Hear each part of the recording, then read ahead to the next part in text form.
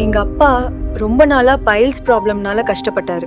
தினமும் காலையில பயத்தோட தான் எழுந்திருப்பாரு. அவரால சரியா சாப்பிட கூட முடியாது. நாங்களும் நிறைய டாக்டர்ஸ பார்த்தோம். டெம்பரரியா ரிலீஃப் இருந்ததே தவிர ப்ராப்ளம் கியூர் ஆகல. ஈவன் ட்ரெடிஷனல் ட்ரீட்மெண்ட் கூட ட்ரை பண்ணி பார்த்தோம். அவரால அந்த வலியும் வேதனையும் தாங்கிக்கவே முடியல. அப்பதான் நாங்க விநாயகம் ஹாஸ்பிட்டலுக்கு போனோம். ஆனஸ்டா சொல்லணும்னா அங்க போன உடனே we felt comfortable. ஸ்டாஃப்ஸ் ரொம்ப ஃப்ரெண்ட்லியா இருந்தாங்க.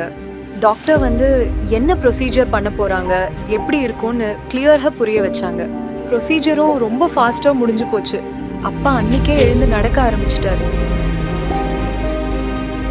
இப்ப அவரு மத்தவங்கள போல நார்மலா சந்தோஷமான லைஃப வாழ்ந்துகிட்டு இருக்காரு. Thanks to Vinayagam laser hospital.